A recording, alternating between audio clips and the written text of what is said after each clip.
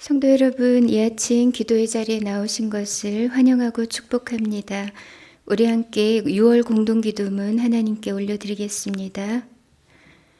먼저 새날을 허락하신 주님께 감사의 기도를 드립니다. 주님의 사랑과 긍휼이 아침마다 새롭고 주님의 신실이 큽니다. 하나님께서 내 아버지 되시고 가정과 교회의 주인 되어 주시니 감사드립니다.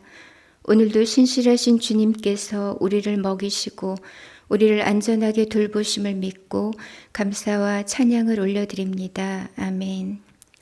사랑이 많으신 주님께 가정을 맡겨드립니다.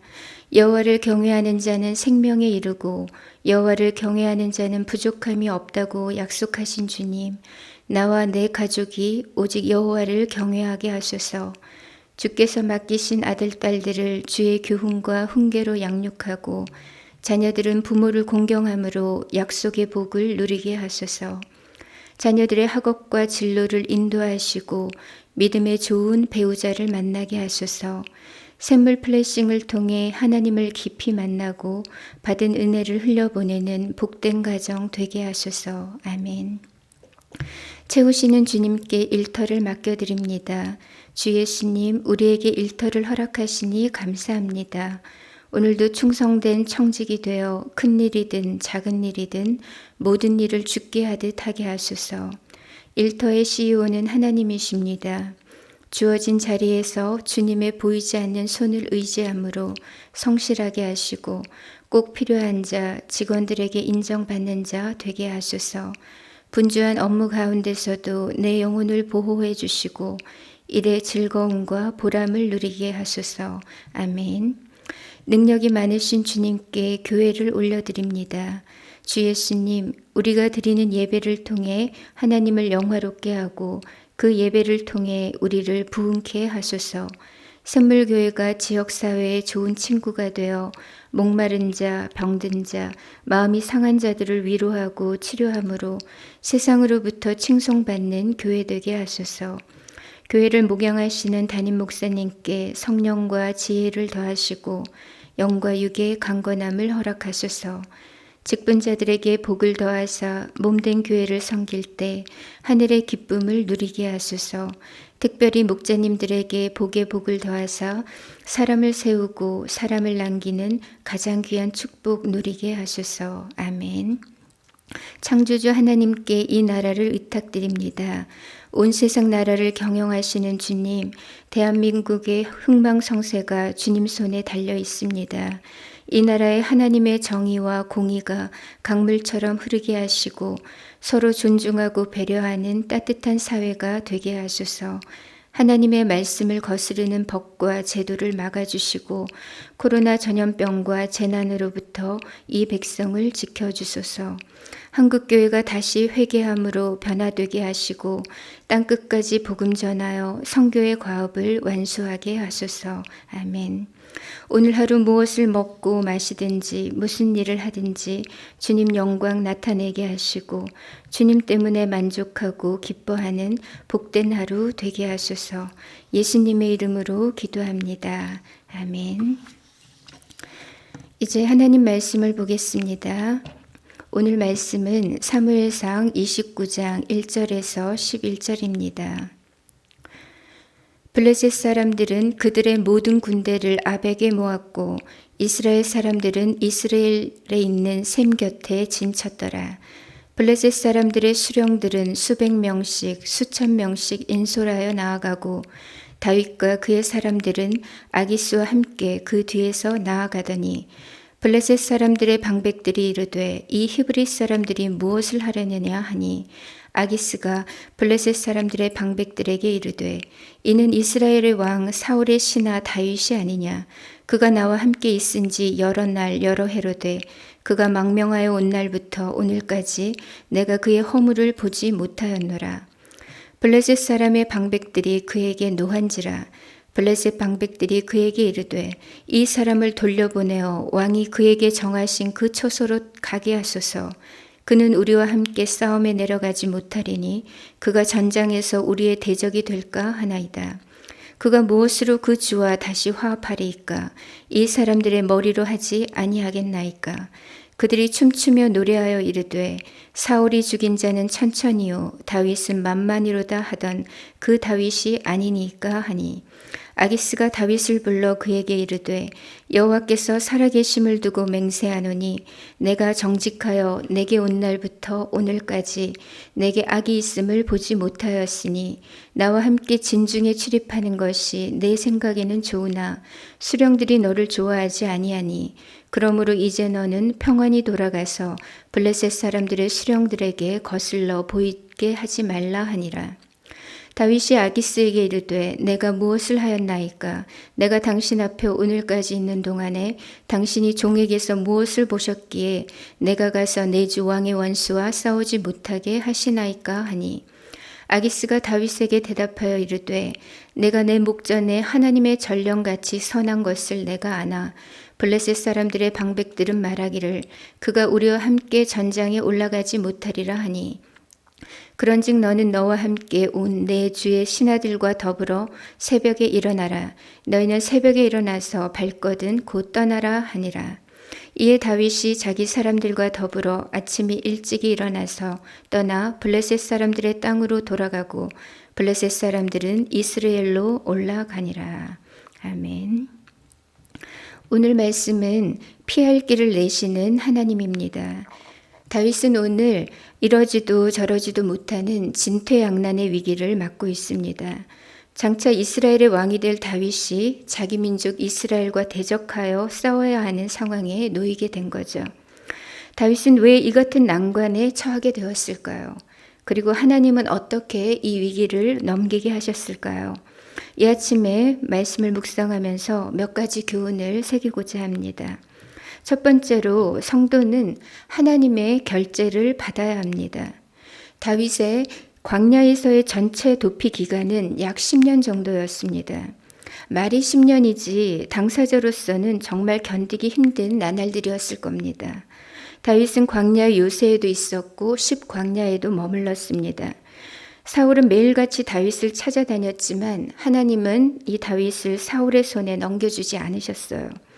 다윗이 사울에게 잡히지 않을 수 있었던 것은 그가 날다람쥐처럼 민첩해서가 아니었습니다. 사울은 매일같이 눈에 불을 켜고 다윗을 추격했지만 하나님이 다윗을 지키셨습니다. 그의 피난처가 되어주셨고 요새가 되셔서 그의 생명을 지켜주셨기 때문에 다윗이 건재할 수 있었습니다. 하지만 도망자로서의 삶이 길어지면서 다윗도 많이 지쳤던 것 같습니다. 그는 도피 생활 8년째 접어들자 갑자기 블레셋으로 망명해버리기로 결정합니다. 그것이 앞서 사무엘상 27장 1절에 기록되어 있습니다. 다윗이 그 마음에 생각하기를 내가 후일에는 사울의 손에 붙잡히리니 블레셋 사람들의 땅으로 피하여 들어가는 것이 좋으리로다. 다윗은 자기가 블레셋으로 들어가면 사울이 단념할 것이라고 생각했습니다. 이런 생각은 합리적이었고 또 그대로 적중했죠. 실제로 다윗이 블레셋으로 망명한 뒤에는 사울이 추격을 멈추게 됩니다. 그러나 다윗의 생각이 인간적으로는 합리적이었을지 몰라도 적어도 하나님이 원하시는 생각은 아니었습니다. 이스라엘은 하나님의 언약 백성이었고 다윗은 이 이스라엘의 차기 왕으로 기름 부음을 받은 사람입니다. 그렇기 때문에 그는 함부로 이 약속의 땅을 벗어나서는 안 되었습니다. 하나님께서 환난 중에도 다윗을 붙드시고 또 지키고 계셨기 때문에 다윗은 어찌하든지 믿음으로 이 약속의 땅 안에서 버텨야 했던 겁니다. 그래서 예전에도 다윗이 모압 땅으로 도피했을 때 갓 선지자를 통해서 하나님은 다시 유대 땅으로 돌아가라고 명하셨던 거죠. 그런데 지금 다윗이 그 사실을 망각하고 그저 살아남기에 급급해합니다. 그리고는 마침내 자기 생각대로 결정해버리죠.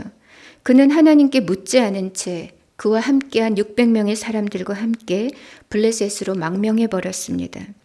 블레셋으로 가는 다윗은 약 1년 4개월 동안 가드왕 아기스에게 기대어서 또 이제 시글락에 거주하게 됩니다. 그러던 어느 날 블레셋과 이스라엘 사이에 큰 전쟁이 발발하게 되죠. 아기스는 평소에 신임하던 이 다윗에게 출전을 명령합니다. 이렇게 해서 이스라엘의 차기 왕이 되어야 할 다윗이 정작 자기 백성인 이스라엘과 맞붙어서 죽여야 하는 기이한 상황이 이제 벌어지게 된 겁니다. 다윗은 어째서 이 어려운 상황을 맞게 되었을까요? 그 이유는 앞서서도 살펴보았듯이 다윗이 자기 생각대로 결정했기 때문입니다. 블레셋으로의 망명 계획은 사람의 보기에 너무나 괜찮은 생각이었고 또 합리적인 생각이었습니다. 그러나 그리스도인은 제 아무리 그럴듯한 생각일지라도 항상 하나님의 최종 결재를 받아야 하는 겁니다. 우리의 기도 속에는 항상 하나님과 의논하고 보고하며 또 결재를 받는 과정이 있어야 합니다. 하나님의 최종 승인을 받는다는 것은 곧 내 생각대로가 아니라 하나님의 뜻대로 살아간다는 믿음의 표현입니다. 만약 다윗이 마지막 결정을 내리기 전에 하나님께 여쭈었었다면 아마 오늘의 어려움은 겪지 않아도 되었을 겁니다. 우리의 생각이 말씀을 앞서서는 안 되겠습니다. 우리의 판단이 기도를 앞서서는 안 되는 거죠. 우리는 언제나 하나님의 최종 결재권 아래 사는 자들임을 기억하시기 바랍니다. 두 번째, 성도는 믿음으로 버텨야 합니다. 다윗은 왜 블레셋으로 망명하려고 마음을 먹었을까요? 그것은 도망자로서의 그의 삶이 너무나 힘겨웠기 때문입니다. 이 지긋지긋한 생활이 언제 끝날지 몰랐고 그는 너무 지쳐 있었습니다. 하지만 다윗이 망명을 결정한 그 시점은 그의 10년 도피 생활 중에 이미 8부 능선을 넘은 때였습니다. 그러니까 조금만 더 믿음으로 버텼었다면 오늘과 같은 난관에 처하지는 않았을 거예요. 블레셋 땅으로 망명한 다윗은 어떻게 살았을까요? 다윗은 가드왕 아기스를 찾아가서 한편으로는 그의 눈을 속이고 또 한편으로는 그에게 아부하면서 또 신뢰를 얻고자 최선을 다합니다. 하지만 블레셋 망명이라는 이 첫 단추가 잘못 끼워진 뒤로 그곳에서의 다윗의 영성은 바닥을 치게 됩니다. 블레셋에 거주하던 이 기간 동안에 기록된 다윗의 시편이 없습니다. 다윗은 시글락에 거주하면서 각종 거짓과 이중 플레이, 위선, 그리고 인간적인 처세술로 위험한 줄타기를 계속했습니다. 아기스의 눈을 속이면서도 충성스러운 신하인 것처럼 행세했죠. 자신의 거짓을 덮기 위해서 잔혹한 행동도 서슴지 않았습니다. 아기스 왕에게는 이스라엘 사람들을 공격해서 전리품을 거둔 것처럼 이 다윗이 말했지만 사실 다윗은 이스라엘 외곽의 대적들을 쳤고 그 사실을 완전히 은폐하기 위해서 굳이 다 죽이지 않아도 되는 사람들을 비밀이 누설될까 봐 전부 다 죽이게 됩니다. 그리고 그 빼앗은 전리품 중에 좋은 것은 아기스에게 성실하게 갖다 바치죠. 다윗이 시글락이라는 이 블레셋과 이스라엘의 그 경계에 살았던 것처럼 지금 다윗의 정체성이 굉장히 모호해졌습니다. 그는 지금 인간적인 처세술로 살아가고 있어요. 하지만 하나님의 사람이 세상의 방법을 따라 살게 되면 반드시 탈이 나게 되어 있습니다. 마귀가 그 틈을 절대로 놓치지 않기 때문이죠. 하나님의 사람은 힘들어도 말씀으로 믿음으로 끝까지 버텨야 합니다. 하나님의 사람으로서의 정체성을 분명히 하고 세상의 방법이 아니라 하나님의 방법으로 살아내야 하는 겁니다. 마지막으로 생각할 것은 그럼에도 불구하고 하나님은 피할 길을 내신다는 겁니다.